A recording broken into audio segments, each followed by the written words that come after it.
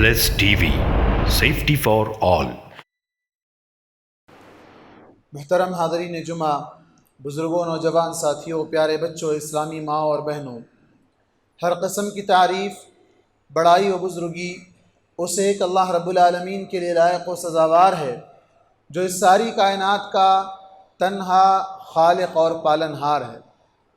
اس اللہ رب العالمین کا بے پایہ شکر و احسان ہے کہ جس نے ہماری فوز و فلاح کے لیے انبیاء اور رسولوں کو مبعوث فرمایا۔ اللہ کے تمام نبیوں اور رسولوں پر اور خصوصاً ہمارے نبی محمد مصطفیٰ صلی اللہ علیہ وسلم پر بے شمار درود و سلام نازل ہو۔ حاضرین جمعہ، آج کا موضوع خطابت ہے غیر شرعی شادیاں اور ان کے نقصانات۔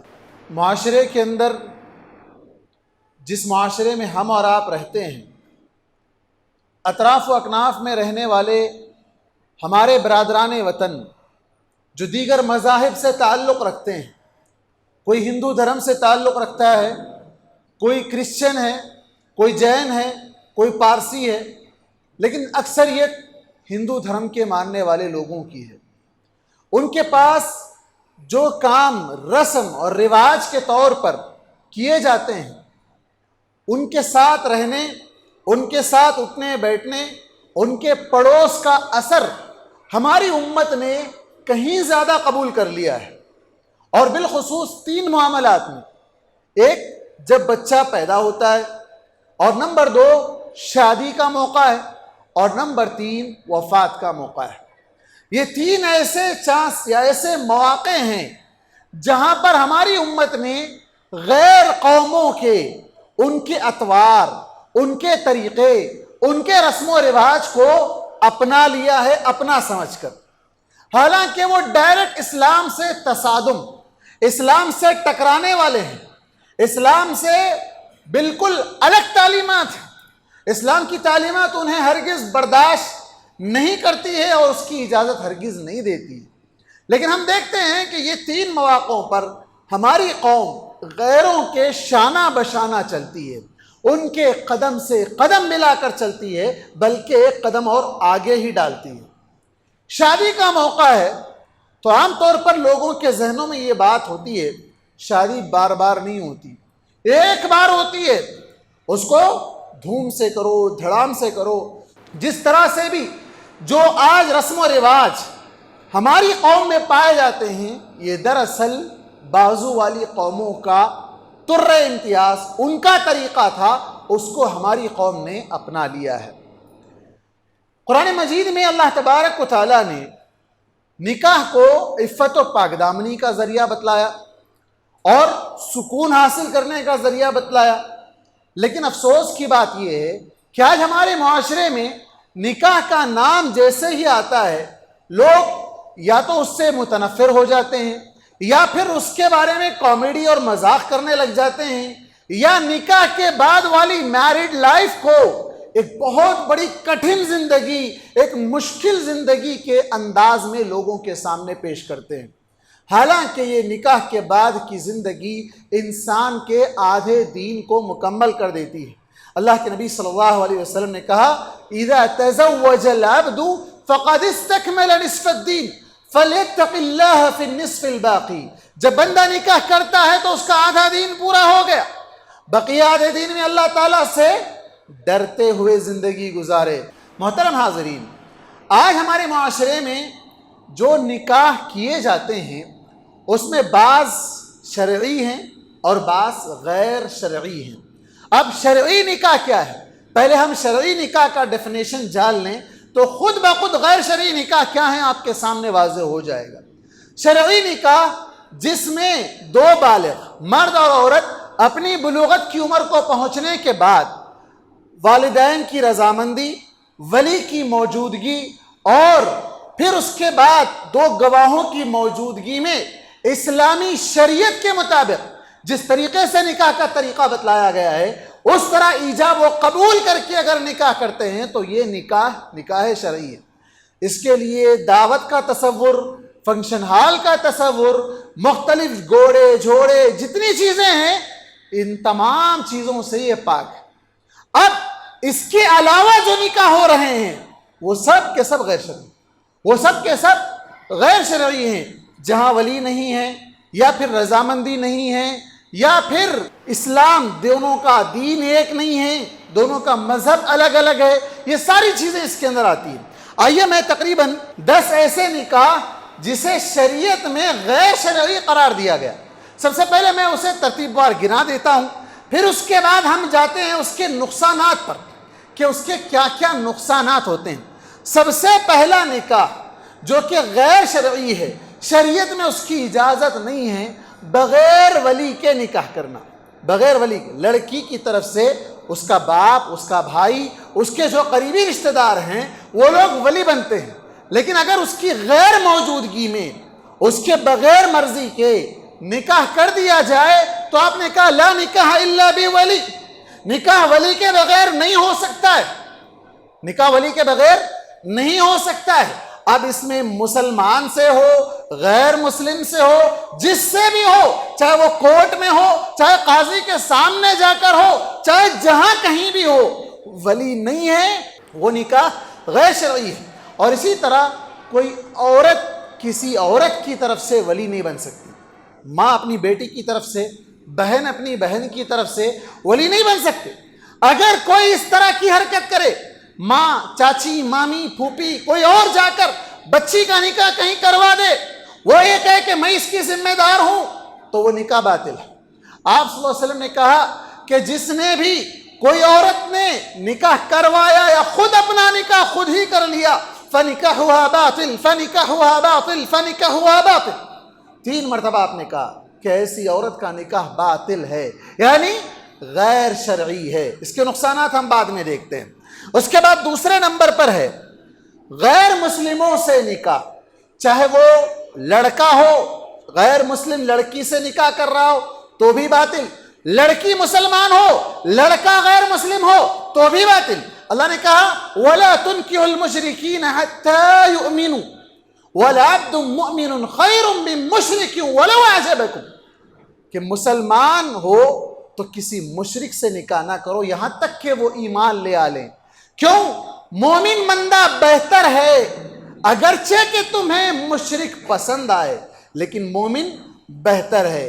اور اسی طرح مشرکات سے نکاح کرنے کے سے بھی منع کیا گیا، وَلَا تُنْكِحُ الْمُشْرِكَاتِ حَتَّى يُؤْمِنَّ وَلَأَمَةٌ مُؤْمِنَةٌ خَيْرٌ مِّن مُشْرِكَةٍ وَلَوْ أَعْجَبَتْكُمْ۔ اللہ نے کہا کہ کسی مشرکہ عورت سے نکاح نہ کرو یہاں تک کہ وہ ایمان لے آلے۔ کیوں؟ اس لیے کہ مومن عورت بہتر ہے مشرکہ سے، اگرچہ کہ مشرکہ تم کو پسند آ جائے۔ ایک اور مقام پر اللہ نے کہا لا ہن حل لہم ولا ہم یحلون لہن، دونوں ایک دوسرے کے لیے حلال نہیں ہیں۔ تو مطلب یہ ہوا کہ یہ رشتہ حرام رشتہ ہے۔ اس کے نقصانات تو طویل ہیں، ہم اس پر بھی گفتگو کریں گے۔ اس کے بعد تیسرے نمبر پر غیر شرعی نکاح جو محرم رشتہ دار ہیں، محرم رشتہ دار، بھانجی ہے، بھانجی سے ماموں نکاح نہیں کر سکتا ہے، لیکن غیر مسلموں کے پاس یہ ایک بہت بڑا رشتہ ہے۔ ماموں اگر اپنی بھانجی سے نکاح کرے تو بہت بڑا رشتہ ہے یہ، تو یہ اسلام میں حرام ہے۔ بھانجی سے، بھتیجی سے نکاح حرام ہے، اور جو محرم رشتہ دار ہیں وہ سب، اور ساتھ ہی ساتھ سالی سے بھی رشتہ، بیوی ہے زندہ، نکاح میں موجود ہے، ایک بیوی پہلے سے نکاح میں موجود ہے، اسی بیوی کی سگی بہن، اسی بیوی کی سگی بہن سے نکاح حرام۔ بہت سے لوگ نکاح کیے ہیں، شریعت کے خلاف جا کر سالیوں سے بھی نکاح کیا، دوسری بنا کر لے آئے، بعد میں جو نقصان ہوا وہ بھی آپ لوگوں کے سامنے واضح ہے۔ اس کے بعد چوتھے نمبر پر زبردستی کا نکاح، زبردستی کا نکاح، لڑکا راضی نہیں ہے، لڑکی پسند نہیں ہے، اس کو کوئی اور پسند ہے، یہ مسئلہ الگ ہے، وہ غلط ہے، اس کو جو پسند ہے وہ غلط ہے، اس پر الگ مسئلہ ہے، لیکن اس کو اگر کوئی لڑکی پسند نہیں ہے، ماں باپ زبردستی کر کے کروانا چاہتے ہیں، یا لڑکی کو لڑکا پسند نہیں ہے، لڑکا کالا ہے، اخلاق کا اچھا نہیں ہے، دیندار نہیں ہے، مہذب نہیں ہے، جس طریقے سے بھی لڑکی کو پسند نہیں ہے، تو دونوں کا نکاح نہیں ہو سکتا ہے۔ اللہ کے نبی صلی اللہ علیہ وسلم کے پاس ایک عورت آتی ہے، آ کر کہتی ہے اللہ کے نبی میرے باپ نے میرا نکاح کروا دیا تھا اور مجھے یہ نکاح پسند نہیں ہے، مجھے یہ نکاح پسند نہیں ہے، آپ نے کہا تیرے لیے اختیار ہے، چاہے تو خلا لے لے یا پھر اس کے ساتھ کنٹینیو نکاح کو جاری رکھ لے۔ تو کہا چلو اب میں باپ کی لاج رکھ لوں گی اور میں اس نکاح کو برقرار رکھ لوں گی۔ آج بھی بہت سے نکاح ایسے ہی ہوتے ہیں، بہت سے نکاح ایسے ہی ہوتے ہیں جہاں ماں باپ لڑکے یا لڑکی کی رضامندی کا خیال بسا اوقات نہیں کرتے ہیں، بسا اوقات نہیں کرتے ہیں، جس کی وجہ سے وہ دونوں زندگی بھر کٹھن زندگی گزارتے ہیں، ایک دوسرے سے نفرت کرتے ہیں، ایک دوسرے سے بغض رکھتے ہیں، ایک دوسرے کی بات کو نہیں مانتے ہیں۔ یہ بہت سے نقصانات ہیں جو بعد میں آگے آئیں گے۔ پانچواں نکاح جو کہ حرام ہے، نامرد سے نکاح کرنا۔ نامرد ہے، طاقت نہیں ہے، پھر وہ نکاح کر رہا ہے، جہیز بھی لے رہا ہے، جوڑا گھوڑا سب کچھ لے رہا ہے، پھر نکاح کر رہا ہے، بعد میں اس کے بعد جو نقصانات مرتب ہو رہے ہیں وہ آپ کے سامنے واضح ہے۔ اللہ کے نبی صلی اللہ علیہ وسلم نے کہا من استطاع منکم الباءۃ فلیتزوج، جو تم میں سے طاقت رکھتا ہو وہ نکاح کرے، طاقت نہیں ہے تو نکاح نہ کرے، طاقت نہیں ہے تو نکاح نہ کرے۔ نکاح کرنا انسان کے حق میں بسا اوقات واجب ہوتا ہے جب اسے زنا کا خدشہ ہو، بسا اوقات مستحب ہوتا ہے، زنا کا کوئی خدشہ نہیں ہے لیکن اپنی عفت و پاک دامنی کے لیے وہ نکاح کر لے، وہ زیادہ بہتر ہے، مسنون ہے، سنت کے مطابق نکاح کر لینا ہے۔ لیکن اگر وہ نامرد ہے تو اس کے لیے نکاح کرنا حرام ہے۔ کیوں؟ اس لیے کہ ایک عورت کی زندگی کے ساتھ کھلواڑ کر رہا ہے، ایک عورت کی زندگی کو تباہ و برباد کر رہا ہے، اور اس کے جو نقصانات مرتب ہو رہے ہیں وہ پھر آپ کے سامنے واضح ہے۔ دوسروں کے پاس بھیجنا، دوسروں کے ذریعے سے اس کی جو ضرورت ہے دوسروں سے پوری کروانا یا دوسروں کو اپنے گھر پہ بلوانا، یہ سارے نقصانات ہیں۔ اللہ کے نبی صلی اللہ علیہ وسلم نے کہا وَلِزَوْجِكَ عَلَيْكَ حَقًّا، بیوی کا بھی تم پر حق بنتا ہے، بیوی کا بھی تم پر حق بنتا ہے۔ اگر حق ادا نہیں کر سکتے تو نکاح نہ کرو، اگر حق ادا نہیں کر سکتے تو نکاح ہی نہ کرو۔ چھٹویں نمبر پر بے دین سے شادی کرنا، لڑکا بے دین ہو یا لڑکی بے دین، بے دین ہے دونوں بھی، دین سے کوئی لینا دینا نہیں ہے، دنیا داری۔ اور آج 99% لوگوں کا یہی حال، 99% لوگ، کبھی بھی رشتہ طے ہوتا ہے تو کوئی یہ نہیں پوچھتا کہ بچہ نماز کو جاتا ہے، کون سی مسجد میں نماز پڑھتا ہے، قرآن کتنا پڑھنا آتا ہے، کتنے سورے یاد ہے، ایمان کے ارکان کیا ہیں، کوئی سوال نہیں کرتا۔ اگر یہ سوال کریں گے تو بچے والے چلے جائیں گے، اٹھ کے چلے جائیں گے، نکاح نہیں ہوگا۔ تو دین کے متعلق، اور لڑکی کے بارے میں بھی وہی حال، لڑکی کا ہائٹ کیسا ہے، لڑکی کا سائز کیسا ہے، لڑکی کی خوبصورتی کیسی ہے، لڑکی کا جسم سلم ہے یا کیا ہے، اس طرح یہ ساری چیزیں دیکھی جائیں گی۔ اس کو قرآن پڑھنا آتا ہے، اس کو نمازیں آتی ہیں، اس کو کیا آتا ہے، دین کیا معلوم ہے، کچھ نہیں چاہیے۔ بے دین لوگوں سے شادی، نقصان کیا ہوگا؟ اللہ کے نبی صلی اللہ علیہ وسلم نے دونوں کے تعلق سے کہا کہ جب تمہارے پاس دیندار اور با اخلاق آدمی کا رشتہ ہے تو اس سے نکاح کر دو۔ کیوں؟ اگر تم ایسا نہیں کرو گے تو زمین میں فساد پھیل جائے گا۔ آپ نے کہا اذا اتاکم من ترضون دینہ وخلقہ فزوجوہ وإلا تفعلوہ تکن فتنة فی الارض وفساد عریض۔ زمین میں فساد پھیل جائے گا اگر دیندار سے نکاح نہ کیا جائے، اگر با اخلاق آدمی سے نکاح نہ کیا جائے۔ کیریکٹر سرٹیفکیٹ تو کوئی نہیں دیتا، کیریکٹر کو تو پہچانا جاتا ہے اس کے دوست احباب سے، اس کے رشتہ داروں سے، اس کے ملنے جلنے والے لوگوں سے دیکھ کر۔ کوئی دیکھنا ہی نہیں چاہتا، کوئی جاننا ہی نہیں چاہتا، کیریکٹر کا سوال ہی نہیں کرنا چاہتا۔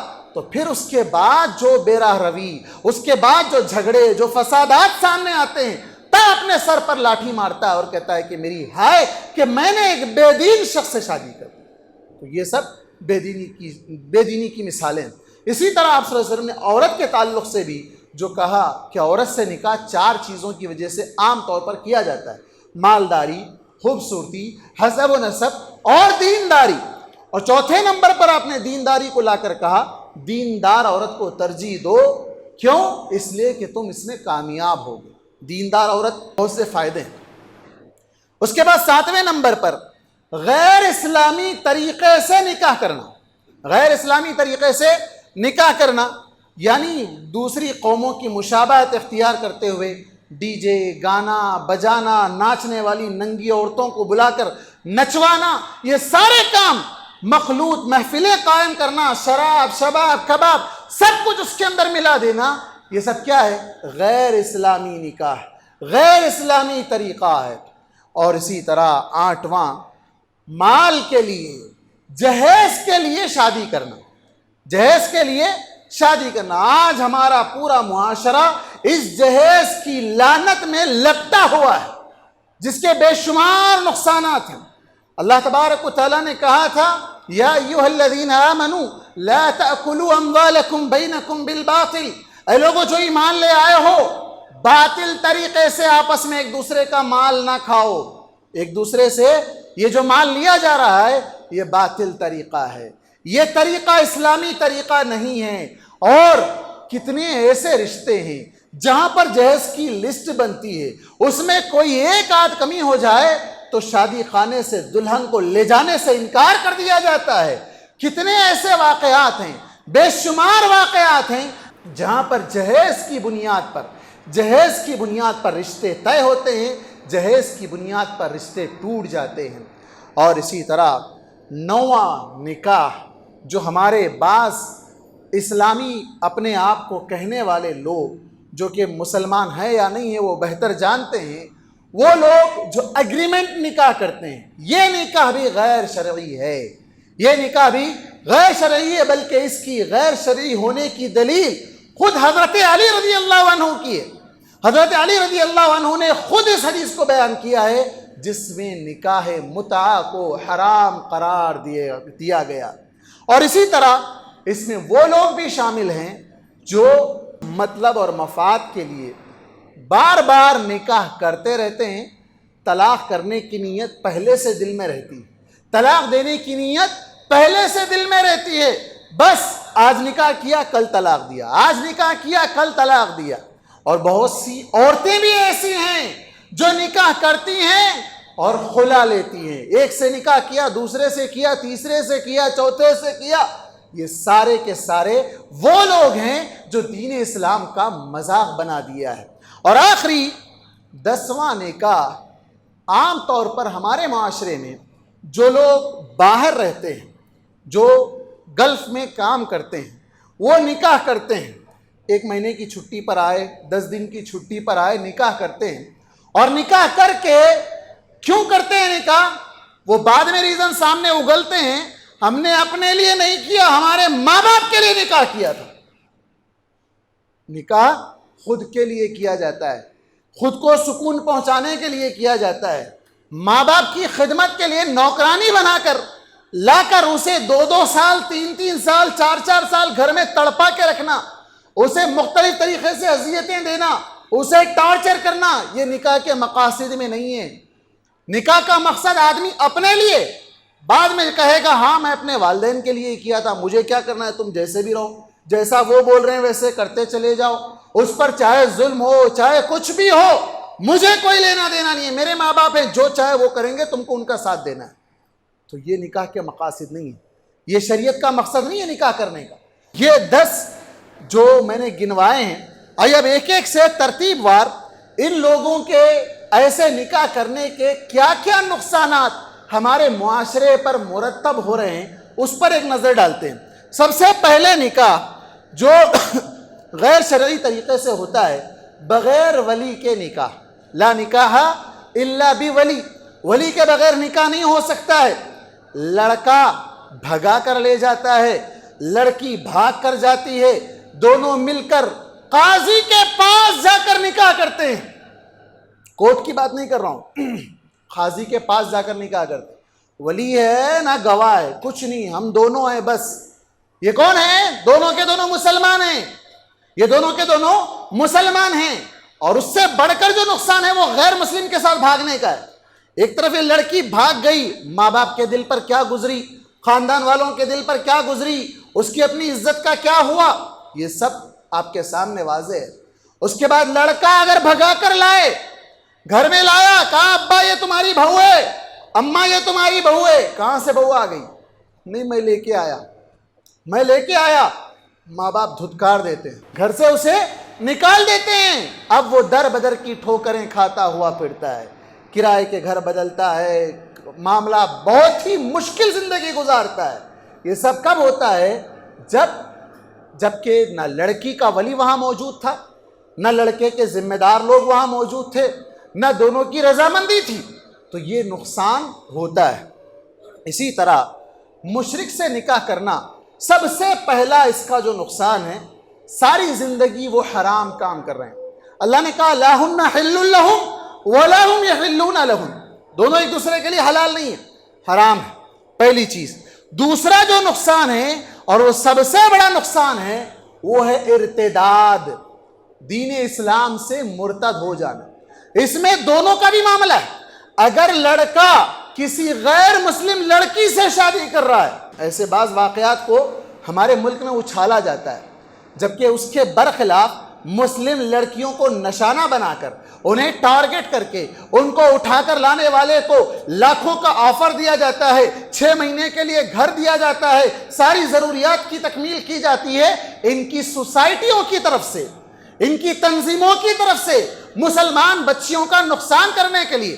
ایک آدھ کروڑوں میں ایک اگر واقعہ پیش آ جائے تو پھر اس کو لو جہاد کا نام دے دیا جاتا ہے، حالانکہ اسلام میں اس کی اجازت نہیں ہے، اسلام میں اس کی اجازت نہیں ہے۔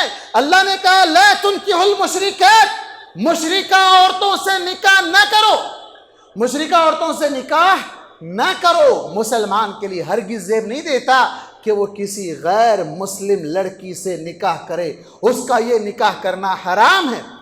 ہوتا کیا ہے، بسا اوقات وہ دین اسلام سے مرتد ہو جاتا ہے، اور ایسا صلیبی جنگوں میں بہت ہوا۔ صلاح الدین ایوبی کے دور میں جو مسلمان جنگ ہارنے لگے تھے، کیا وجہ تھی؟ صلیبی عورتوں کو ہتھیار کے طور پر استعمال کر کے مسلمانوں کی صفوں میں چھوڑا جاتا، اور وہ مسلمانوں کو ورغلا کر انہیں جنگ کے میدان سے بھگا لے جاتی، اور پھر انہیں بے دین تک کر دیتی، دین اسلام سے تک وہ متنفر ہو کر دین اسلام سے خارج ہو جاتے، مرتد تک ہو جاتے۔ اور آج بھی ایسے وہ نوجوان جو غیر مسلم عورتوں سے شادی کر چکے ہیں، وہ مسلمان بہت کم بنی ہیں، لیکن بہت سے ایسے واقعات ہیں جہاں پر ان عورتوں نے مسلمان بچوں کو غیر مسلم بنا دیا ہے۔ اس کا یہ نقصان ہے، ارتداد۔ اور اللہ تبارک و تعالیٰ کے پاس دین اسلام کے علاوہ کوئی دین قابل قبول نہیں۔ اللہ نے کہا وَمَن يَبْتَغِي غَيْرَ الْإِسْلَامِ دِينًا فَلَن يُقْبَلَ مِنْهُ، دین اسلام کے علاوہ اللہ تبارک و تعالیٰ کسی دین کو قبول نہیں کرتا۔ کل قیامت کے دن ایک معمولی عورت کی خاطر انسان اگر دین بدل لے، اپنا دین چھوڑ دے اور دین اسلام سے، توحید سے متنفر ہو کر شرک کی دلدل میں چلا جائے تو وہ دنیاوی اور اخروی دونوں جگہ کا نقصان اٹھاتا ہے۔ اور تیسرا نقصان، بے عزتی کی زندگی۔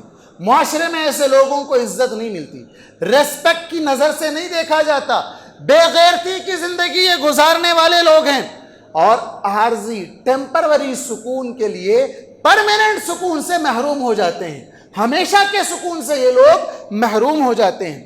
اور اگر لڑکی ہے وہ کسی غیر مسلم سے نکاح کر چکی تھی، 6 مہینے بعد، 1 سال بعد، 2 سال بعد جب اسے وہاں لاتیں پڑتے ہیں، گھوسے پڑتے ہیں، اسے ستایا جاتا ہے، اس پر ظلم کیا جاتا ہے، اس کی آنکھ کی پٹی اتر جاتی ہے اور اس کا اندھا پن چلا جاتا ہے، اور اس کے بعد وہ پلٹ کر واپس آنا چاہتی ہے، دین اسلام سے نکل گئی، اسلام میں آنا چاہتی ہے، ماں باپ کو چھوڑا، گھر بار کو چھوڑا، خاندان کو چھوڑا، قوم کو، قبیلے کو، سب کو چھوڑ کر چلے گئی، پھر واپس آنا چاہتی ہے، کوئی اسے قبول نہیں کرتا، کوئی اسے قبول نہیں کرتا، نہیں آنے دیتا، اسے کوئی ایکسپٹ نہیں کرتا۔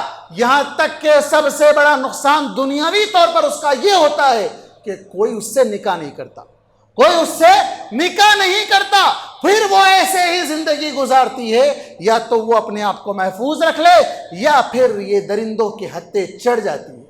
تو اس سے کتنا بڑا نقصان ہو رہا ہے۔ ہماری مسلم بیٹیاں، کل کا ویڈیو ہے، کل میں نے دیکھ رہا تھا، ایک حیدرآباد ہی کا ویڈیو ہے، ایک مسلم لڑکی غیر مسلم لڑکے کے ساتھ گاڑی پر بیٹھ کر جا رہی ہے، لوگوں نے اس کو روکا، اسے ٹوکا۔ وہاں آپ دیکھیں گے کہ اتنی بے غیرت وہ لڑکی ہے کہ گاڑی سے اترنے کے لیے تیار نہیں ہے۔ ماں باپ نے کیسی تربیت کی ہے؟ یہی تربیت ہے مسلم لڑکیوں کی کہ غیر مسلم لڑکے انہیں اچھے لگنے لگے ہیں، دین اسلام سے وہ متنفر ہو گئی ہیں، اللہ کا ڈر اور خوف ختم ہو گیا ہے، اور آخرت کا یقین ان کے پاس نہیں رہا۔ بس اسی دنیا کو سب کچھ سمجھ گئی اور پھر ان کے ساتھ چلنے پھرنے لگ گئی۔ اور اسی طرح جو سالی سے نکاح ہے، تیسرا نکاح جو غیر شرعی ہے، سالی سے یا بھانجی سے یا بھتیجی سے نکاح، جس کو اسلام میں حرام قرار دیا گیا ہے، ایسے وہ لوگ جو شریعت سے جنگ کر رہے ہیں، شریعت کے خلاف ٹھہرے ہوئے ہیں، نہیں شریعت میں حرام ہے لیکن ہم اس کو حلال بنائیں گے، ہم اس کو حلال بنائیں گے، نتیجہ کیا ہوگا؟ ہلاکت، قتل و غارت گری۔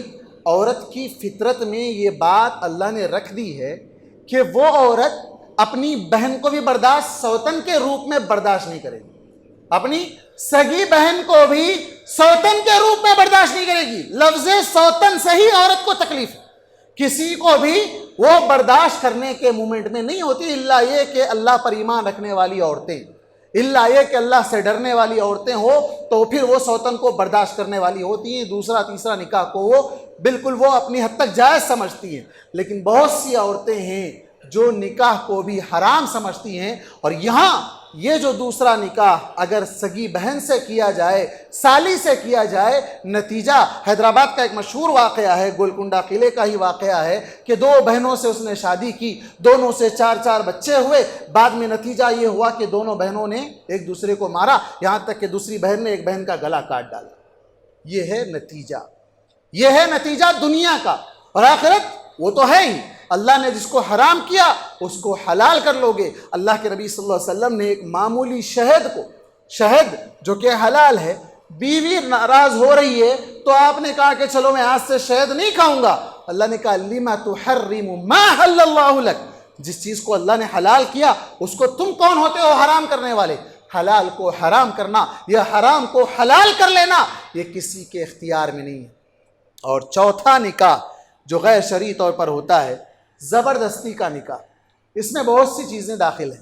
سب سے پہلی چیز بچپن کا نکاح، عام طور پر یہ ہمارے معاشرے میں کم ہے، دیگر لوگوں کے پاس زیادہ ہے، یا اسی طرح اوپر کے جو علاقے ہیں نارتھ کے، ان علاقوں میں عام طور پر زیادہ یہ نکاح پایا جاتا ہے۔ بچپن میں ایک لڑکے کو ایک لڑکی کے ساتھ بیاہ دیا جاتا ہے، بعد میں بڑے ہونے کے بعد پھر سے ان کا نکاح کیا جاتا ہے، پھر ان دونوں کو آپس میں نکاح کی زندگی میں باندھا جاتا ہے۔ لیکن ہوتا یہ ہے کہ بچپن میں دونوں راضی ہوتے ہیں، خاندان والے دونوں ماں باپ راضی ہوتے ہیں، لیکن بڑے ہوتے ہوتے دونوں کے طور طریقے، اطوار، مزاج سب کچھ بدل جاتے ہیں، اور پھر اس کے بعد جب نکاح ہوتا ہے تو نہ لڑکا لڑکی کو پسند کرتا ہے، نہ لڑکی لڑکے کو پسند کرتی ہے، پھر یہ زبردستی کے اس نکاح کو لاد لیتے ہیں، پھر اس کے بعد خلا طلاق کی نوبت پیش آتی ہے۔ اسی طرح ناپسندیدگی کا نکاح، لڑکا کو لڑکی پسند نہیں، لڑکی کو لڑکا پسند نہیں، نکاح کروا دیا گیا تو پھر ایسے نکاح میں وہ ہمیشہ یا تا دیر باقی نہیں رہ سکتے ہیں، اس لیے ان کی رضامندی ضروری ہے۔ لڑکی کی رضامندی کے تعلق سے اللہ کے نبی صلی اللہ علیہ وسلم نے جو اصول بتلایا تھا، آپ صلی اللہ علیہ وسلم نے کہا تھا کہ لڑکی کی رضامندی یہ ہے کہ وہ خاموش ہو جائے، لڑکی سے پوچھا جائے گا، اس کی اجازت لی جائے گی تو وہ خاموش ہو جانا اس کی اجازت ہے، اس کی رضامندی کی دلیل ہے۔ اگر وہ راضی ہے تو اس سے نکاح کیا جائے گا، اگر وہ راضی نہیں ہے تو وہ برملا اظہار کرے گی کہ مجھے یہ لڑکا پسند نہیں۔ لیکن یہاں ایک بات ذہن میں رہے، یہ نہ کہے کہ مجھے اور لڑکا پسند ہے، مجھے فلاں لڑکا پسند ہے جس سے وہ محبت کر رہی ہے، جس کے وہ دھوکے میں دام فریب میں پھنسی ہوئی ہے، اور پھر اس سے نکاح کرنے کی اجازت مانگ رہی ہے، تو یہ ماں باپ کے لیے تکلیف دہ بات ہوگی۔ اور لڑکی جو کہ ابھی اچھی طریقے سے تجربہ کار نہیں ہے، اس کو اندازہ نہیں ہے، بس چٹپٹی باتوں میں آ گئی اور اس کے بعد اس کے دیوانی ہو گئی، تو پھر نتیجہ یہ ہوگا کہ بعد میں وہ اپنی زندگی اپنے آپ وہ زندگی بھر کوستی رہے گی اور ماں باپ کے لیے رسوائی کا باعث بنے گی۔ اور پانچواں جو نکاح ہم نے کہا تھا غیر شرعی طریقے سے یا حرام نکاح، نامرد سے نکاح، نامرد شخص سے نکاح کرنا۔ اللہ کے نبی صلی اللہ علیہ وسلم نے کہا اگر طاقت ہے تو نکاح کرو، طاقت نہیں ہے تو نکاح نہیں کرنا چاہیے۔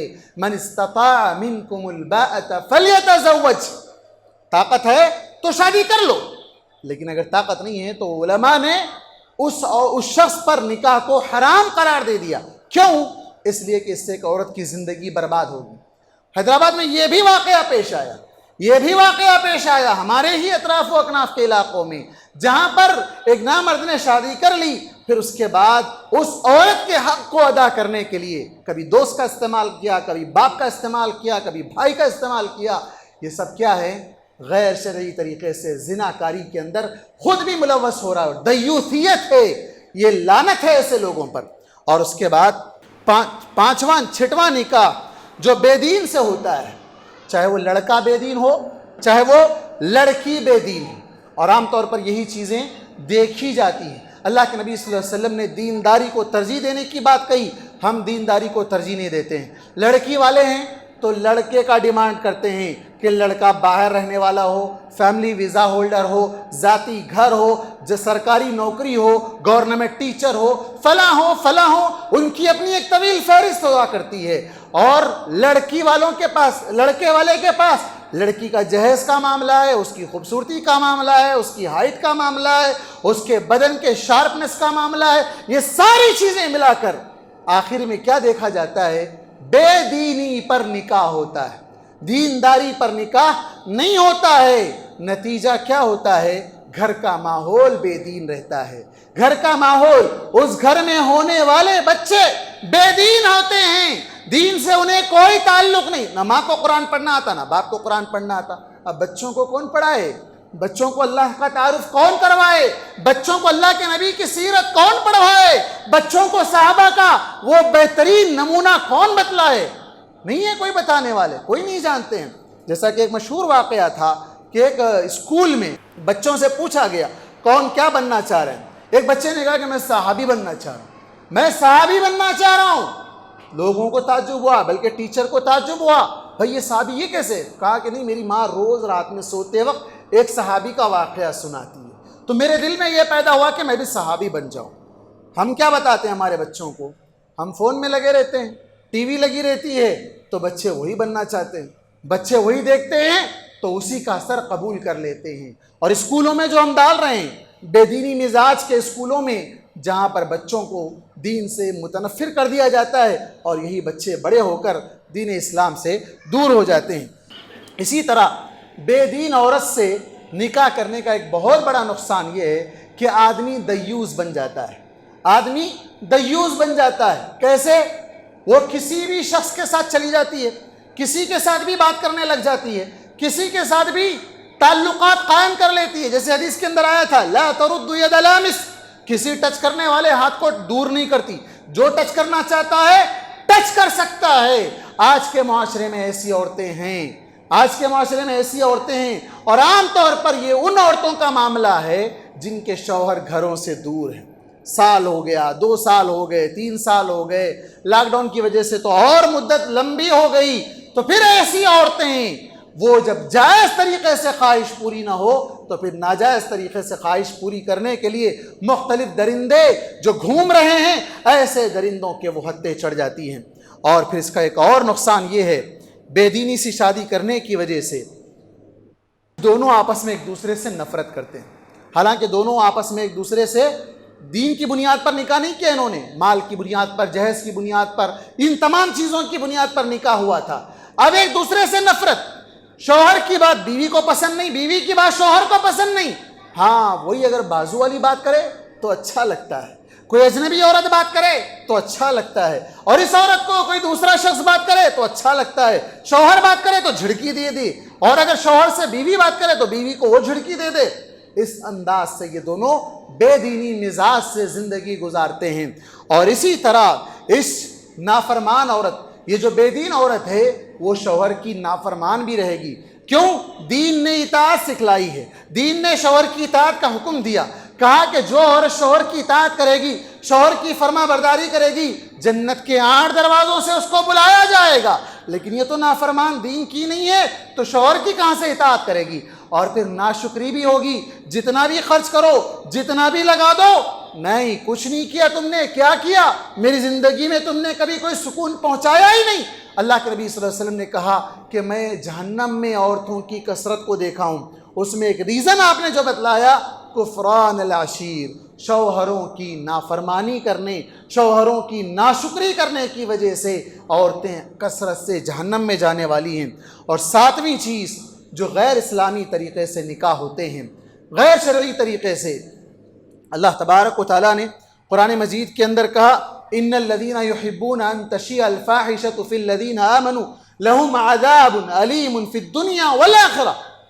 یہ گانا بجانا، یہ میوزک، یہ ڈانس، یہ شراب، یہ ساری چیزیں شادیوں میں رکھ کر لوگوں میں، اہل ایمان میں بے حیائی کو پھیلانے والے، اللہ نے کہا ان کے لیے دردناک عذاب ہے، دنیا میں اور آخرت میں دونوں جگہ پر دردناک عذاب ہے. اور یہ حقیقت میں ان کا انجام کیا ہوگا؟ من تشبہ بقوم فہو منہم، جو کسی قوم سے مشابہت، دوسروں کی کاپی کر رہے ہیں، دوسروں کی نقالی کر رہے ہیں، تو پھر کل قیامت میں اللہ تعالیٰ انہی کے ساتھ اٹھائے گا.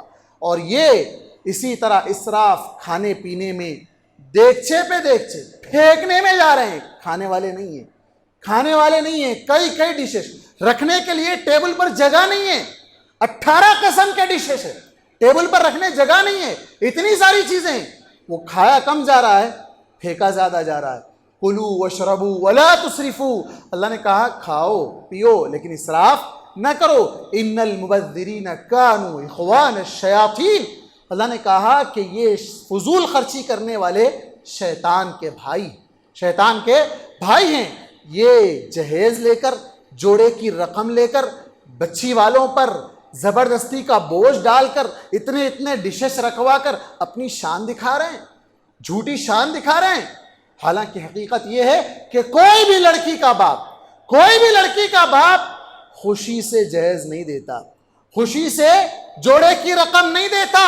اس جہیز کی وجہ سے گھر برباد ہو گئے. کہیں پر ماں باپ کی جائیداد کو بیچنا پڑتا ہے، کہیں پر قرض لینا پڑتا ہے، کہیں پر کوئی چیز رہن رکھنا پڑتا ہے، کہیں پر ماں باپ اپنی ساری زندگی کا سکون سب کچھ چھوڑ کر بچی خوش رہے، بچے والوں نے یہ مانگا، یہ دے دو، وہ دے دو. یہ بھیک کبھی ختم نہیں ہوتی، وہ ہمیشہ لیتے ہی رہتے ہیں. نتیجہ کیا ہوا؟ کئی ہماری بیٹیاں جلا دی گئی، کئی ہماری بیٹیاں پھانسی کے پھندے پر لٹکا دی گئی، کئی ہماری بہنیں وہ زندہ انہیں جلا دیا گیا. یہ سب جہیز کا قصور ہے. اور اسی طرح آخری چیز یہ بھی یاد رکھی جائے کہ جو لوگ فاطمہ رضی اللہ عنہ کے بارے میں دلیل لیتے ہیں کہ حضرت فاطمہ رضی اللہ عنہا کو اللہ کے نبی صلی اللہ علیہ وسلم نے حضرت علی رضی اللہ عنہ کی شادی میں جب دیا تھا، نکاح میں جب دیا تھا تو کچھ سامان بھی دیے تھے.